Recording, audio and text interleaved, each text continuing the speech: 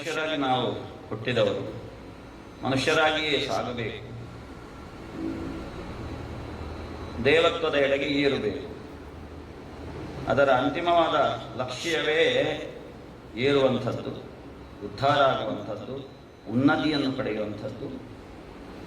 ಹಾಗೆ ಉನ್ನತಿಯನ್ನು ಪಡಿಬೇಕು ಅಂತಾದರೆ ದಾರಿ ಯಾವುದು? ಮನುಷ್ಯರ ಜೀವನ ಅನ್ನುವಂಥದ್ದೇ ವೇದಗಳ ಮೇಲೆ ನಿಂತಿದೆ. ಯಾಕೆ ವೇದಗಳ ಮೇಲೆ ನಿಂತಿದೆ? ವೇದಮಯವಾದಂತಹ ಜೀವನವನ್ನು ಮನುಷ್ಯ ಮಾಡಬೇಕು. ಹಾಗೆ ಮಾಡುತ್ತಾ ಮುಂದೆ ಸಾಗಿದರೆ ವೇದನೆಯಿಂದ ದೂರವಾಗುತ್ತಾನೆ. ವೇದನೆಯಿಂದ ದೂರವಾಗಬೇಕು ಅಂತಾದರೆ ವೇದಮಯವಾದ ಜೀವನವನ್ನು ಆಚರಿಸಬೇಕು. ವೇದಗಳು ಅಂತಂದರೆ ಏನು? ಜೀವನ ವಿಧಾನ, ಬೇರೆಂಥದ್ದು ಅಲ್ಲ. ಜೀವನ ವಿಧಾನ, ಲೈಫ್ ಸ್ಟೈಲ್. ಅದು ನಮಗೆ ಹೇಗೆ ಗೊತ್ತಾಗುತ್ತೆ? ವೇದಗಳು ಅನ್ನುವಂಥದ್ದು ಯಾವುದೋ ಒಂದು ಪೆನ್ನು ಕಾಗದ ಹಿಡ್ಕೊಂಡು ಬರದದ್ದಲ್ಲ. ಸಾವಿರ ಸಾವಿರ ವರ್ಷಗಳ ಕಾಲ ನಿರಂತರವಾದ ತಪಸ್ಸಿಗೆ, ಋಷಿಗಳ ಅಂತರಾತ್ಮಕ್ಕೆ, ಋಷಿಗಳ ಋತಂಭರ ಪ್ರಜ್ಞೆಗೆ ಗೋಚರವಾದಂತಹ ನಿತ್ಯ ಸತ್ಯ. ಋತಂಭರ ಪ್ರಜ್ಞೆ ಅಂತಂದರೆ ಇಂಟ್ಯೂಷನ್. ಆರನೇ ಇಂದ್ರಿಯ ನಮಗೂ ಇದೆ, ನಾವು ಋಷಿಗಳಾಗುವುದಕ್ಕೆ ಪ್ರಯತ್ನಿಸುವುದಿಲ್ಲ ಅಷ್ಟೇ.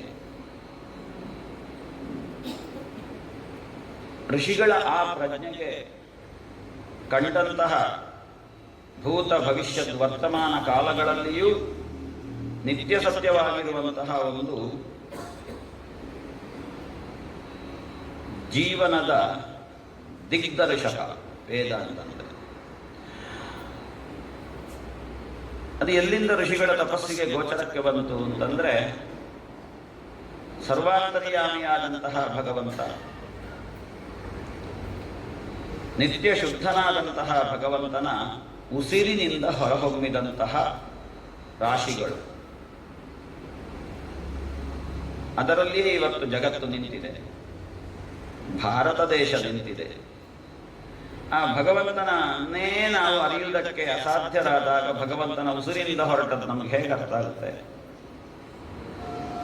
ಆದರೆ ಭಗವಂತನ ಉಸಿರಿನಿಂದ ಹೊರಟಂತಹ ಈ ಸತ್ಯಗಳು, ಈ ಜೀವನ ವಿಧಾನಗಳ ಸೂತ್ರಗಳು, ಇದು ಸಮಗ್ರ ಮಾನವ ಜನಾಂಗಕ್ಕೆ ತಲುಪಬೇಕು.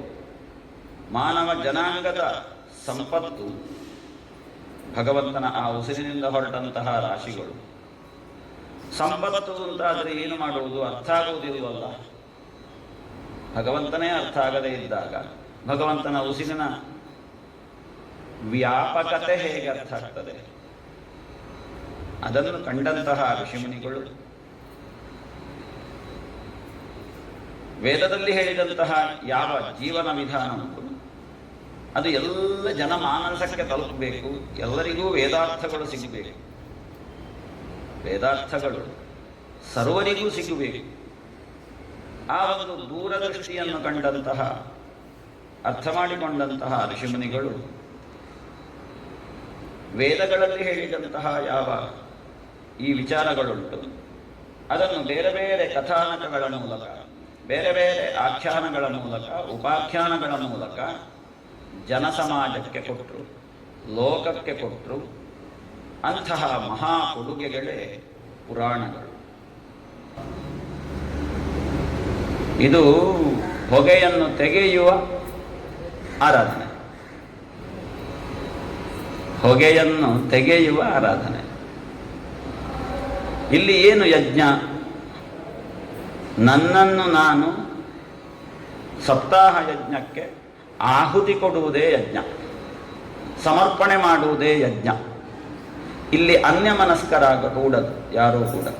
ನನ್ನನ್ನು ಸೇರಿಸಿ, ಇಲ್ಲಿ ಎಲ್ಲ ನಾನೀಗ ಏನು ಹೇಳ್ತಾ ಇದ್ದೇನೆ ಇದು ಎಲ್ಲವೂ ನನ್ನನ್ನು ಸೇರಿಸಿಯೇ ಹೇಳೋದಾಯ್ತಾ?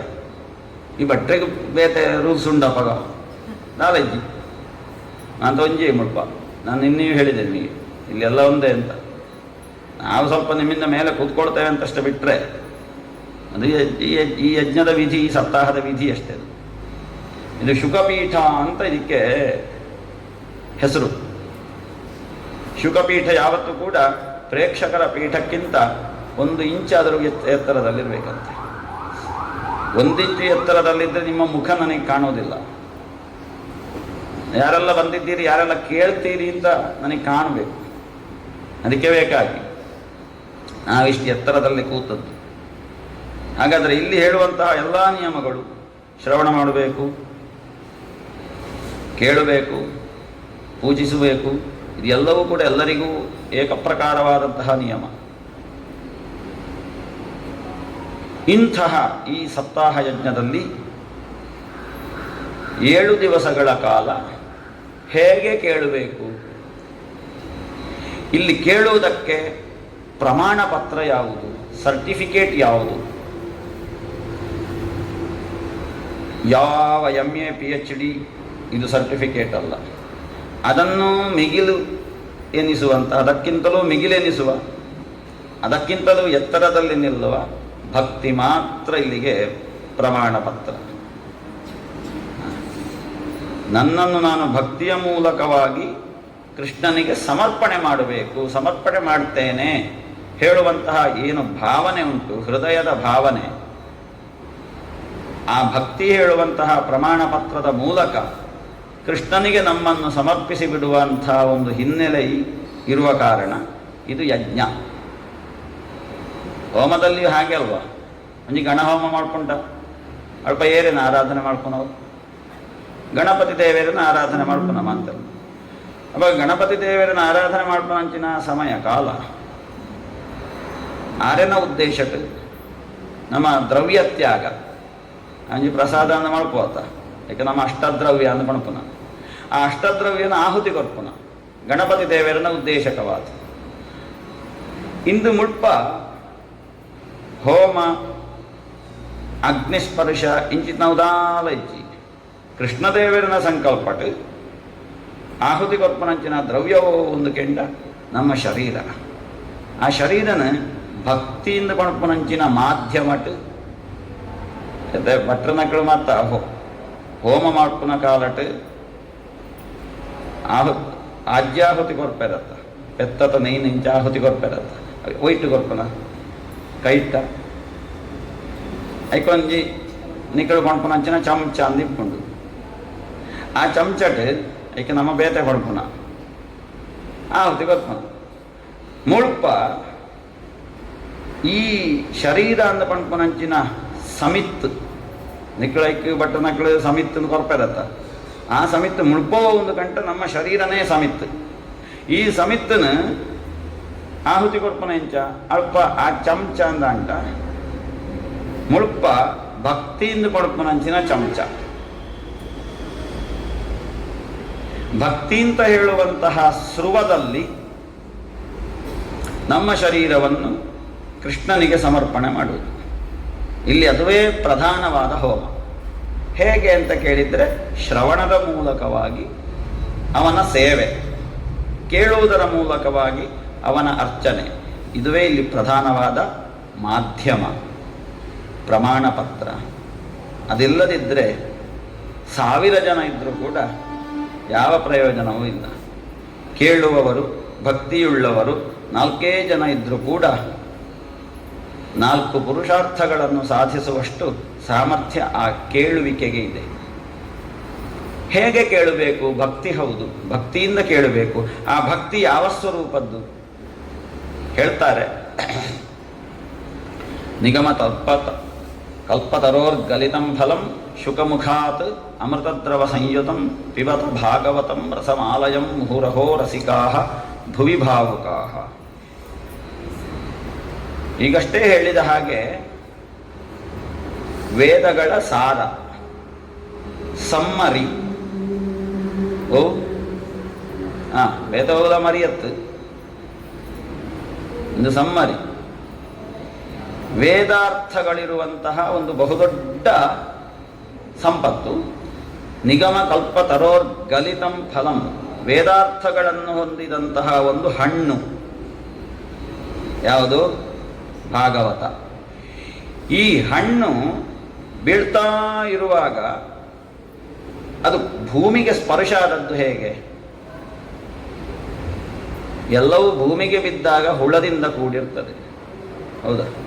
ಅಂಜಿ ಕುಕ್ಕುದ ಬಂದು ಮರಾಡ್ತಿರ್ತ ಬೂರುಂಡು ಅಂಡ ಮನತ್ತಾನೆ ನಮ್ಮ ಪೆಜ್ಜಿಯರ ಪೋನಾಗ ಒಳ್ಪಗು ಬೇಕಾ ಬಾಕಿತ್ ಮಕ್ಕಳು ಬರಿಯಾರ ತುಂಬು ಈ ಕಾಟ ಕುಕ್ಕನು ಮತ್ತೆ ಪೆಜ್ಜಿಯರ ಹೋಗುಜ್ಜನ ನಮ್ಮ ಮರ್ಯಾದ ಎಂಜವಪ್ಪ ಬಾಕಿತ್ ನಕ್ಕಳು ಲಕ್ಕಿರ ತುಂಬ ನಾವು ಒಬ್ಬನ ಅಪ್ಪಗ ಬಾಕಿತ್ ನಕ್ಕಳು ಬೇಕಾ ಲಕ್ಕದ ಬತ್ತದ ಕೊಣತ್ತದ ಅಪ್ಪನೆ ದಾಳ ತಿಕ್ಕುಜ್ಜಿ ನಮಕ್ಕ ಅವು ಮಣ್ಣಿಗೆ ಸ್ಪರ್ಶ ಆನಾಗ ಐತೆ ಈ ಕ್ರಿಮಿಕೀಟಗಳು ಮಾತ್ರ ಉಳಾಯಿ ಪೊಗ್ಗುತ್ತಾ ಪಂಡು ಇಂದಂಚತ್ತು. ಇದು ಹಾಗಲ್ಲ. ಇದು ಅಲ್ಲಿಂದ ವೇದಾರ್ಥಗಳನ್ನು ತುಂಬಿಸಿಕೊಂಡು ಹೊರಡುವ ಕಾಲಕ್ಕೆ ಪರಿಪೂರ್ಣ ಹಣ್ಣಾಗಿದೆ, ಇನ್ನೇನು ಬೀಳಬೇಕು. ಆವಾಗ ಒಂದು ಗಿಳಿ ಆ ಹಣ್ಣನ್ನು ಕುಕ್ಕಿದೆ. ಹೀಗೆ ಗಿಳಿ. ಯಾವ ಗಿಳಿ? ಆ ಹಣ್ಣನ್ನು ಇನ್ನೂ ಸಿಹಿ ಮಾಡುವಂತಹ ಗಿಳಿ.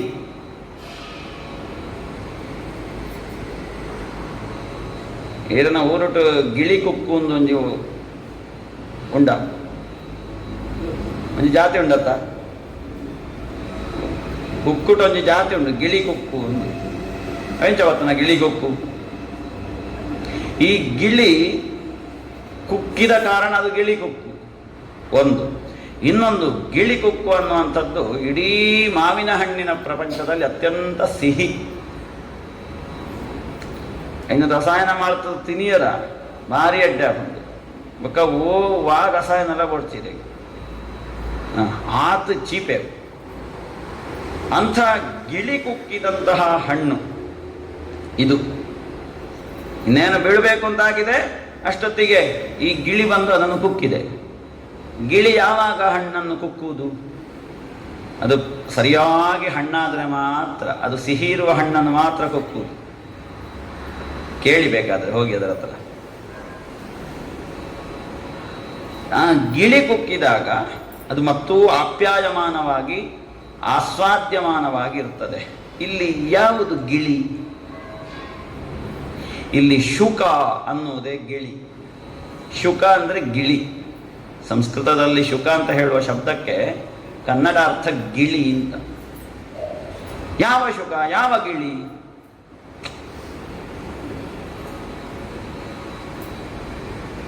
ಎಲ್ಲವನ್ನೂ ತಿಳಿದ, ಕೃಷ್ಣನನ್ನು ಸರಿಯಾಗಿ ಅರ್ಥ ಮಾಡಿಕೊಂಡ, ತನ್ನನ್ನೂ ತಾನು ತಿಳಿದ, ಸರಿ ಅರ್ಥ ಮಾಡಿಕೊಳ್ಳಿ, ತನ್ನನ್ನೂ ತಾನು ತಿಳಿದ, ಕೃಷ್ಣನನ್ನೂ ತಿಳಿದುಕೊಂಡ, ಎಲ್ಲವನ್ನೂ ತಿಳಿದುಕೊಂಡ, ಎಲ್ಲ ಚರಾಚರ ವಸ್ತುಗಳಲ್ಲಿಯೂ ಆತ್ಮಸ್ವರೂಪಿಯಾಗಿ ಇರುವಂತಹ ವ್ಯಾಸರ ಮಗ ಶುಕ.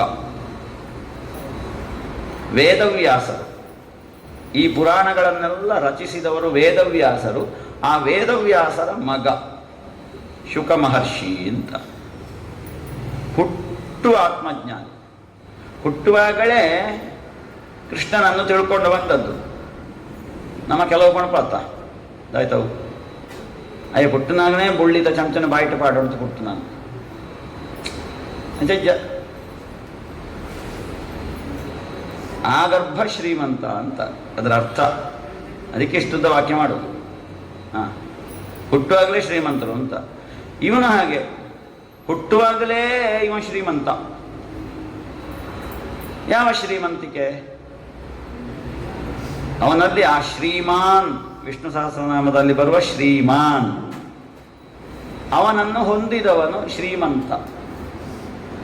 ಮತ್ತೆ ನೀವು ಬೆಳ್ಳಿಯ ಚಮಚವನ್ನು ಬಾಯಲ್ಲಿಡಿ, ಚಿನ್ನದ ಚಮಚವನ್ನು ಬಾಯಲ್ಲಿಡಿ, ಯಾವ ಶ್ರೀಮಂತಿಕೆಯೂ ಇಲ್ಲ. ತಿನ್ಲಿಕ್ಕಾಗ್ತದ? ಇಲ್ಲೇ ಇರುವುದು, ಒಂದು ತೆಗಿಬೇಕು ಅದನ್ನು. ನುಂಗಿದ್ರೆ ಗಂಟಲಲ್ಲಿ ಸಿಕ್ಕೊಳ್ತದೆ, ಹೋದರೆ ಗಂಟೊಳಗೆ. ಶ್ರೀಮಾನ್ ಕೇಶವ ಪುರುಷೋತ್ತಮ ಅಲ್ವ? ಆ ಶ್ರೀಮಾನ್ ಹೇಳುವಂತಹ ಕೃಷ್ಣನನ್ನು ಹೊಂದಿದವನು, ಅರಿತುಕೊಂಡವನೇ ಶ್ರೀಮಂತ. ಈ ಶುಕ ಮಹರ್ಷಿಗಳಲ್ಲಿ ಆ ಶ್ರೀಮಂತಿಕೆ ಇತ್ತು ಹುಟ್ಟುವಾಗಲೇ. ಏನೋ ಹಿಂದಿನ ಕರ್ಮದ ವಿಶೇಷ. ಹಾಗಾಗಿ ಆ ಎಲ್ಲ ಶ್ರೀಮಂತಿಕೆಯನ್ನು ಹೊಂದಿಕೊಂಡಂತಹ ಈ ಶುಕ ಮಹರ್ಷಿ ಅಂತ ಹೇಳುವ ಆ ಗಿಳಿ, ವೇದಾರ್ಥವನ್ನೇ ಹೊಂದಿದಂತಹ ಭಾಗವತ ಹೇಳುವ ಈ ಹಣ್ಣಿಗೆ ಕುಕ್ಕಿದೆ. ವೇದಾರ್ಥಗಳನ್ನು ತುಂಬಿಕೊಂಡಂತಹ ಭಾಗವತ ಹೇಳುವ ಹಣ್ಣೇ ತುಂಬ ಆಪ್ಯಾಯಮಾನ. ಅದಕ್ಕೆ ಶುಕ ಮಹರ್ಷಿ ಅಂತ ಹೇಳುವ ಗಿಳಿ ಬಂದು ಕುಕ್ಕಿದೆ. ಶ್ರೀಮಂತಿಕೆ ಶ್ರೀಮಂತನಾದ ಶುಕ ಬಂದು ಕುಕ್ಕಿದ್ದಾನೆ. ಆವಾಗ ಈ ಶುಕ ಅಂತ ಹೇಳುವ ಗಿಳಿಯ, ಶುಕ ಮಹರ್ಷಿ ಅಂತ ಹೇಳುವ ಗಿಳಿಯ ಹೃದಯದಲ್ಲಿರುವ, ನರನಾಡಿಗಳಲ್ಲಿರುವ, ರಕ್ತದ ಕಣಕಣಗಳಲ್ಲಿರುವ ಆ ಶ್ರೀಮಂತ, ಆ ಶ್ರೀಮಂತಿಕೆ ಹೇಳುವಂತಹ ಸಿಹಿ, ಅದು ಕೊಕ್ಕಿನ ಮೂಲಕವಾಗಿ ಈ ವೇದಾರ್ಥಗಳನ್ನು ಎತ್ತಿ ಹಿಡಿದಂತಹ, ಹೊತ್ತುಕೊಂಡು ಬೀಳುವುದಕ್ಕೆ ತೊಡಗಿದ ಆ ಭಾಗವತ ಹೇಳುವ ಹಣ್ಣಿನ ಒಳಗಡೆ ಸೇರಿಕೊಂಡಿದೆ. ಹೇಳುವಾಗಲೇ ಬಾಯಲ್ಲಿ ನೀರು ಬರ್ತದೆ ಮಾರಾಯರೆ. ಗಿಳಿ ಕುಕ್ಕಿಗಿಂತಲೂ ಎತ್ತರದಲ್ಲಿರುವ ಹಣ್ಣಿಗೆ. ಹಾಗಾಗಿ ನಿಗಮ ಕಲ್ಪತರೋರ್ ಗಲಿತಂ ಫಲಂ ಶುಕಮುಖಾತ್ ಅಮೃತದ್ರವ ಸಂಯುತಂ. ಅಮೃತದ್ರವ ಅದು ಏನದು ಅಂತಂದ್ರೆ ಕೊಕ್ಕಿನ ಮೂಲಕ ಬಂದದ್ದು ಯಾವುದು ಅಂತ ಕೇಳಿದರೆ ಅಮೃತದ್ರವ. ಅಮೃತಕ್ಕಿಂತಲೂ ಮಿಗಿಲಾದ ಎತ್ತರದಲ್ಲಿರುವ ಒಂದು ದ್ರವ. ಆ ದ್ರವ ಯಾವುದು ಅಂತ ಕೇಳಿದ್ರೆ ಈ ಶ್ರೀಮಂತಿಕೆ. ಯಾವ ಶ್ರೀಮಂತಿಕೆ? ಶ್ರೀಮಂತನನ್ನು ಪಡಕೊಂಡ, ಅರ್ಥ ಮಾಡಿಕೊಂಡ ಶುಕರ ಹೃದಯದಲ್ಲಿರುವ ಸಿಹಿ. ಅಂತಹ ಭಾಗವತವನ್ನು, ಅಂತಹ ಎರಡೂ ಕಡೆಯ ಈ ವೇದಾರ್ಥ ಹೇಳುವ ಹಣ್ಣು, ಶುಕ ಮಹರ್ಷಿಯ ಅಮೃತ, ಇದೆರಡೂ ಸೇರಿಕೊಂಡಂತಹ ಈ ಭಾಗವತ ಹೇಳುವ ಹಣ್ಣನ್ನು ಫಲಂ ಪಿಬತ ಭಾಗವತ, ಅದು ಎರಡೂ ಸೇರಿಕೊಂಡ ಕಾರಣದಿಂದ ಅದೊಂದು ರಸವತ್ತಾಗಿದೆ. ಈ ಹಣ್ಣು ರಸವತ್ತಾದ ಫಲ. ನೀವು ಬೇರೆ ಯಾವುದೇ ಐತೆ ಕುಕ್ಕುನ ತಿಂಪುನಾಗ ಆಯ್ತ ಚೋಲಿನ ಅಡಕ್ಕೆರುಂಡತ್ತ ಸಾಮಾನ್ಯ ಅಡಕಬೇಕು ಬುಕ್ಕ ಆಯ್ತ ಉಳ ಎಪ್ಪುನಂಚಿನ ಆಯ್ತು ಕೊರಂಟು ಆಯ್ನಿಲ್ಲದೆತ್ತು ತಡಕ್ಬೇಕು ಆಯ್ತ ನಡು ಟಿಪ್ಪುನ ಆ ಹೂರಣ, ಆ ಹೂರಣನ ಮಾತ್ರ ನಮ್ಮ ಪೂರಣ ಮಾಡ್ಪುನ ಇನ್ನು ಅಂಚತ್ತು. ಇದು ಹಾಗಲ್ಲ. ಇದರಲ್ಲಿ ಯಾವುದನ್ನು ಹೊರಗಿನ ತೊಗಟೆ ಇರ್ಬೋದು, ಒಳಗಿನ ಬೀಜ ಇರ್ಬೋದು, ಇದು ಯಾವುದೂ ಅದರಲ್ಲಿಲ್ಲ. ಇದು ಯಾವುದನ್ನು ಕೂಡ ನಾವು ಇದರಲ್ಲಿ ತ್ಯಾಜ್ಯ ಮಾಡಲಿಕ್ಕಿಲ್ಲ.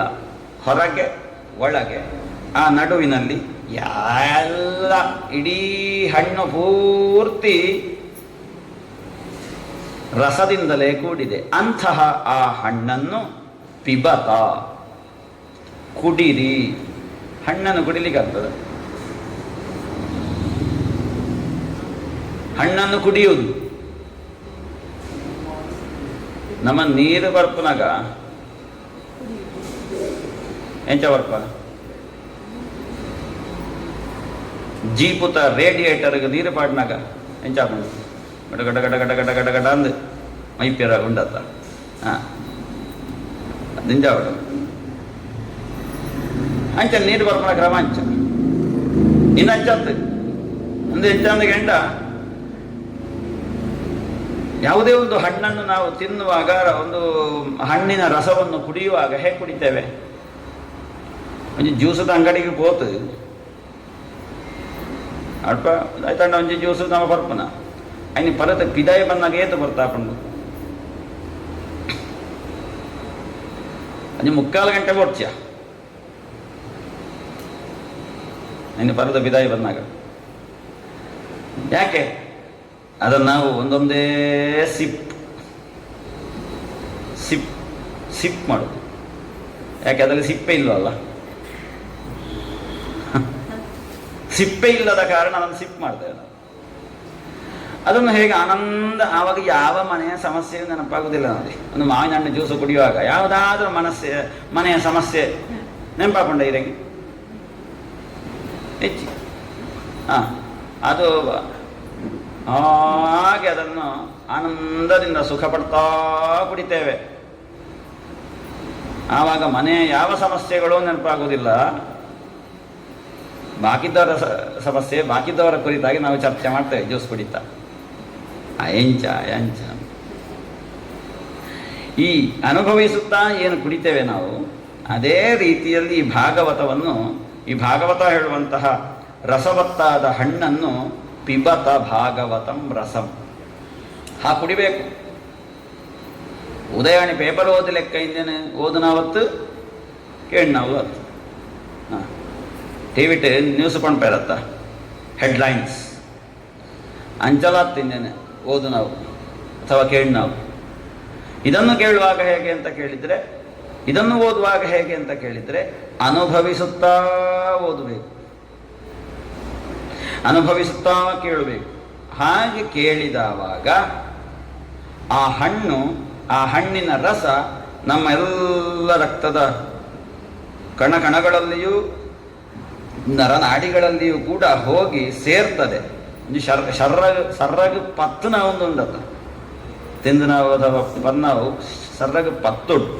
ಆ ಪತ್ತೊಡು ಅಂತ ಹೇಳೋದು ಹೇಗೆ, ಸರಿಯಾಗಿ ಅದನ್ನು ಅನುಭವಿಸಿ ಕುಡಿದಾಗ ಒಟ್ಟು ಊಟ ಮಾಡಿ ಎಲ್ಲ ರಾಶಿ ಹಾಕಿ ಸಾರು ಸಾಂಬಾರು ಮಜ್ಜಿಗೆ ಪಾಯಸ ಎಲ್ಲ ಒಟ್ಟಿಗೆ ಅನ್ನಕ್ಕೆ ಹಾಕಿ ಅದಲ್ಲ ಊಟದ ಕ್ರಮ.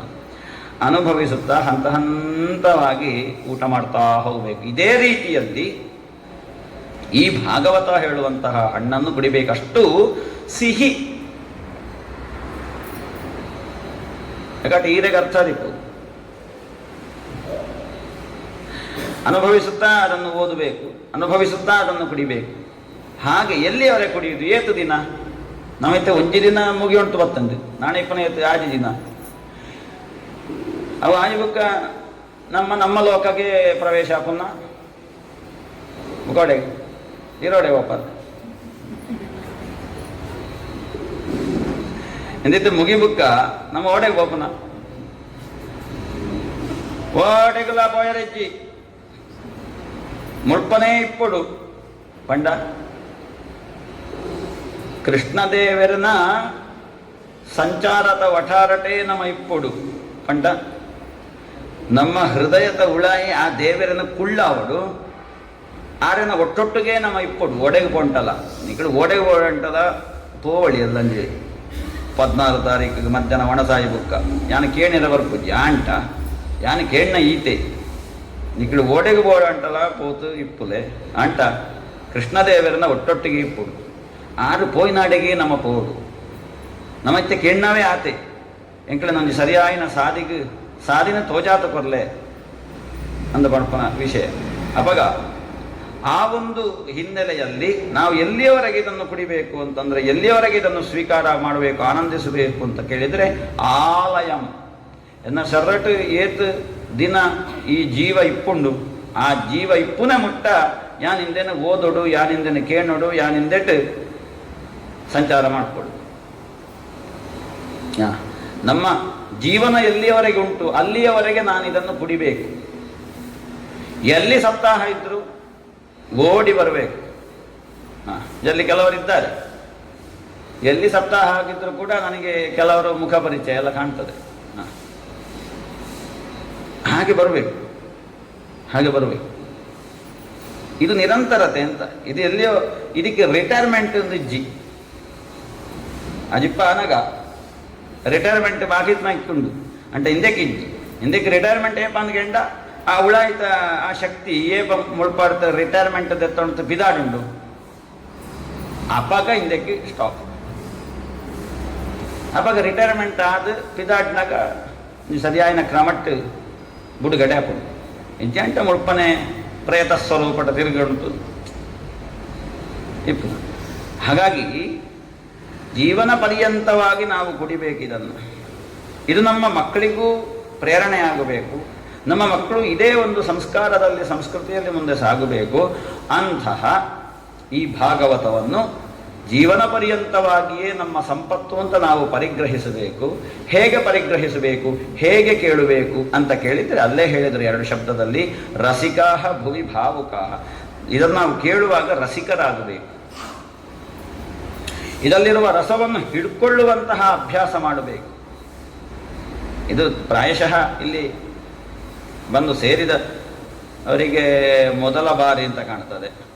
ಆದರೂ ಇಂಚಿನ ಒಂಜಿ ಉಂಡು ಏರು ಮಣ್ಣವು ನಿಕ್ಲಿಗಿತ್ತೆ ಸ್ವಯಂ ಅವೊಂಜಿ ಆಂಟ ಎಡ್ಡೆಂದು ನಿಕ್ಳು ಪಂಡದತ್ತ ಅವನಿಗೆ ಉಂಡು ಪಣಪನ ಅಂಚಿನ ವಿಷಯ ನಿಕ್ಲೆ ಗೊತ್ತಾತಂಡ ವಿಶೇಷ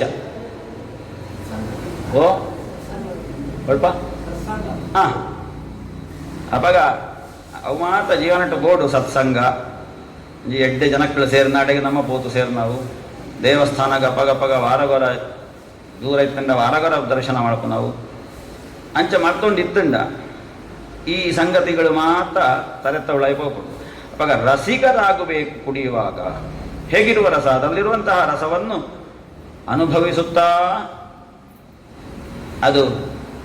ಅನುಭವಿಸುತ್ತಾ ಇರುವಾಗ ಸಂತೋಷ ಅಧಿಕವಾಗಿ ನಗು ಬರ್ಬೋದು. ಅದರಲ್ಲಿರುವಂತಹ ಅನೇಕ ಪ್ರಕರಣಗಳಲ್ಲಿ ಕರುಣ ರಸಗಳು ಬರ್ತವೆ, ದುಃಖದ ರಸ, ಆವಾಗ ಅಳು ಬರ್ಬೋದು.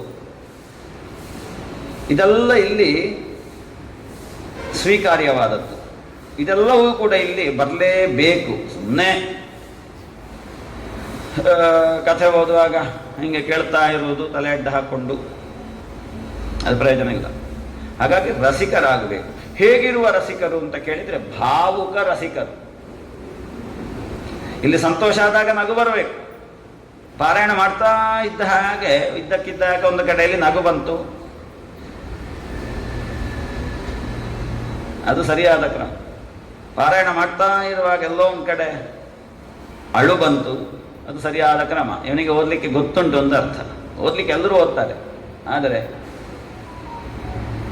ಎಷ್ಟೇ ಸ್ಪೀಡ್ ಬೇಕಾದರೂ ಓದ್ಬೋದು, ಎಷ್ಟೇ ಕ್ರಮದಲ್ಲಿ ಓದ್ಬೋದು. ಆದರೆ ಅಲ್ಲಲ್ಲಿ ಭಾವಗಳು ಹೊರಹೊಮ್ಮಬೇಕು ಓದುವಾಗ. ಈಗ ನಿಮ್ಮನ್ನಾದರೂ ನಾನು ಹೇಳೋದಷ್ಟೇ, ಭಾಗವತವನ್ನು ಓದಿ ನೀವು ಓದುವಾಗ ಆಯಾಯ ಸಂದರ್ಭದಲ್ಲಿ ಯಾವ ಯಾವ ರಸಗಳು, ಶೃಂಗಾರ, ಕರುಣ, ಬೀಭತ್ಸ, ವೀರ ಇತ್ಯಾದಿ ಏನುಂಟು ನವರಸಗಳು, ಆಯಾಯ ರಸದಲ್ಲಿ ಆಯಾಯ ಅಭಿವ್ಯಕ್ತಿ, ಎಕ್ಸ್ಪ್ರೆಷನ್ ಇದು ಬರಬೇಕು.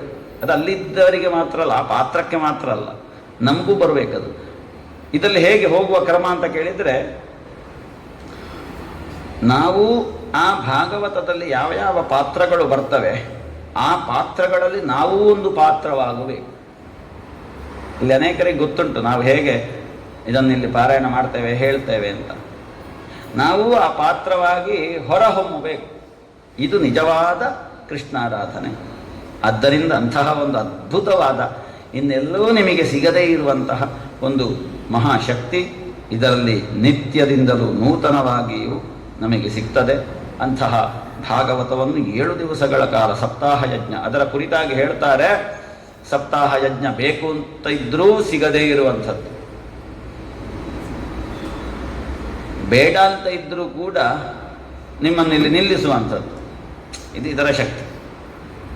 ದುಃಖ, ದಾರಿದ್ರ್ಯ, ದೌರ್ಭಾಗ್ಯ, ಪಾಪ ಪ್ರಕ್ಷಾಳನಾಯ ಚ ಕಾಮಕ್ರೋಧ ಜಯಾರ್ಥಂ ಹಿ ಕಲೌ ಧರ್ಮೋಯ ಮೀರಿತ.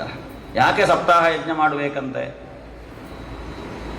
ಐನು ಪಡ್ತೇರು ಉಳ್ಪ ಇಂದ ಪ್ರಯೋಜನದಾಯ್ತವು ನಿಕಳಿತ್ತೆ. ಕೃಷ್ಣ ಪ್ರೀತಿ, ಕೃಷ್ಣ ಅನುಗ್ರಹ ಅವಡು ಒಂದು ಪಣಪಣಂಚಿನ ಒಂಜೇ ಲಕ್ಷ್ಯ ಭಾರೀ ಎಡ್ಡೆವು ಅಪಗ ಇಂದಿತ್ತ ಬಣ್ಣ ಬೋವುಲ ಇಜ್ಜಿಂದ ಅರ್ಥ ಆತ ಅಂಚ ಭಾರಿ ಎಡ್ಡೆ. ದುಃಖ, ಜೀವನದಲ್ಲಿ ಬೇರೆ ಬೇರೆ ಕಾರಣಗಳಿಂದ ನಾವು ದುಃಖಕ್ಕೊಳಗಾಗ್ತೇವೆ, ಗೊತ್ತು, ಅನುಭವಿಸಿದೆವು ನಾವು. ದಾರಿದ್ರ್ಯ, ಸಂಪತ್ತಿದ್ರೂ ಅನುಭವಿಸುವುದಕ್ಕೆ ಯೋಗ ಇಲ್ಲದೆ ಇರುವ ದಾರಿದ್ರ್ಯ.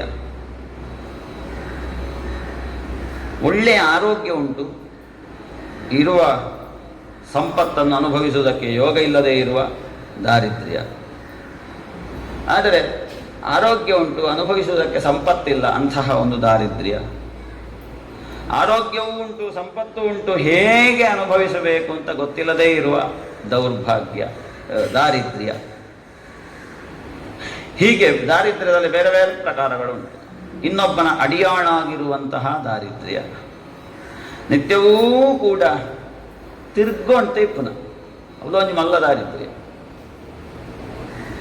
ಗೊತ್ತಂಗ. ನಿತ್ಯ ಗಂಟೆಗೆ ಬಸ್ ಪಿದಾಡ್ ನಾವು ಕತ್ತಲೆಗೆ 10 ಗಂಟೆಗೆ ಪಿದಾ ಇಂಚನೆ ಡೈಲಿ ರುಟೀನ್ ಅಪಗ ಅವಲ ಒಂಜಿ ಬಗೆತ್ತ ದಾರಿದ್ರ್ಯ ಸಂಪಾದನೆ ಏತುಲ್ಲ ಆವು ಅಂಟ ನಿತ್ಯ ನಮ್ಮ ಇಡೀ ಮನಸ್ಸನ್ನು ನಾವು ಹೊರಗಡೆ ಹಾಕ್ಕೊಂಡೇ ತಿರುಗಾಡ್ತಾ ಇರ್ತೇವೆ. ಕಾಲದ ಗುಣ ದಾಲ ಮಾಡ್ಕೊಳ್ಳೋ ಸಾಧ್ಯ.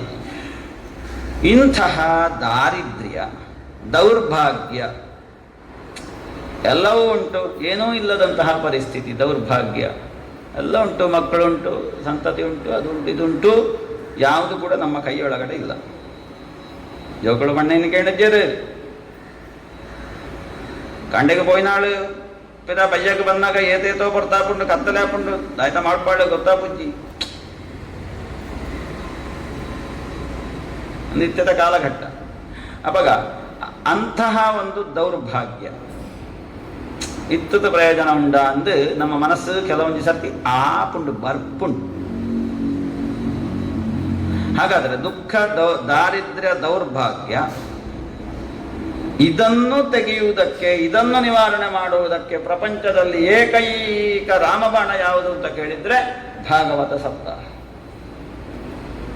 ಪಾಪ ಪ್ರಕ್ಷಾಳನ ಆಯಿತು. ನಮ್ಮ ಕೈಡ್ತ ಗೊತ್ತಿದ್ಯೋ ಅಂತ ನಾವು ಗೊತ್ತಿತ್ತು ಕೆಲವೊಂದು ಸರ್ತಿ ಪಾಪನ್ನು ನಾವು ಮಾಡ್ಕುವ ಆಯ್ತು. ಅಪ್ಪ ಅಂತಹ ಪಾಪವನ್ನೂ ಕೂಡ ನಿವಾರಣೆ ಮಾಡುವಂತಹ ಪ್ರಪಂಚದ ಏಕೈಕ ರಾಮಬಾಣ ಯಾವುದು ಅಂತ ಕೇಳಿದ್ರೆ ಶ್ರೀಮದ್ ಭಾಗವತ ಸಪ್ತಾಹ ಯಜ್ಞ. ಕಾಮಕ್ರೋಧ ಜಯಾರ್ಥಂ ಹಿ, ನಿರಂತರವಾಗಿ ಬೇಕು ಹೇಳುವಂತಹ ಕಾಮ, ಇನ್ನು ಸಂಪಾದನೆ ಮಾಡಬೇಕು, ಇನ್ನೊಬ್ಬರ ಸಂಪತ್ತಿನ ಮೇಲೆ ಆಸೆ, ಅದನ್ನು ಪಡ್ಕೊಳ್ಬೇಕು. ಈ ರೀತಿಯ ಕಾಮ ಅದು ಸಿಗದೇ ಇದ್ದಾಗ ಸಹಜವಾಗಿಯೇ ಮನಸ್ಸಿನಲ್ಲಿ ಎದ್ದು ಬರುವಂತಹ ಕ್ರೋಧ,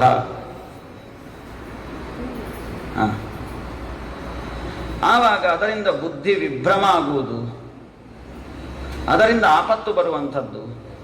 ಇಂಥದ್ದೆಲ್ಲ ಏನುಂಟು ಅರಿಷಡ್ವರ್ಗಗಳು, ಆಜಿ ಬಗೆತ್ತ ವೈರಿ ಶತ್ರುಗಳು ನಮ್ಮ ಶರೀರಟೆ ಉಳ್ಳ ಪಿದಾಯಿ ತಕ್ಕಳು ದಾಲ ಮಾಡ್ಪುಜ್ಜದ ಮಾತ್ರ ಪಿದಾಯಿ ತಕ್ಕಳಿ ನಮ್ಮನ್ನು ದಾಲ ಮಾಡ್ತಾರೆ ತೀರುಜ್ಜಿ. ಉಳಾಯಿತ ಶತ್ರುಗಳು ಈ ಆಜಿ ಬಗೆತ್ತ ಕಾಮ ಕ್ರೋಧ ಲೋಭ ಮೋಹ ಮದ ಮಾತ್ಸರ್ಯ ಆಯ್ತ ಒಟ್ಟಿಗೆ ನಮ್ಮ ಮುಳ್ಪ ರಡ್ಡು ಬಗೆತ್ತವು ಸೇರ್ಸಪ್ಪ. ಭಯ ಶೋಕ 8 ಬಗೆಯ ವೈರಿಗಳು, ಅಷ್ಟವೈರಿಗಳು. ಅರಿ ಅಷ್ಟಕ, ಅರಿಯಿಂದ ಬಂಟ ಮಧ್ಯಾಹ್ನ ತವತ್ತವು, ಅರಿಯಿಂದ ಬಂಟ ವೈರಿ ಶತ್ರು, ಎಣ್ಮ ಬಗೆತ್ತ ಶತ್ರುಗಳು.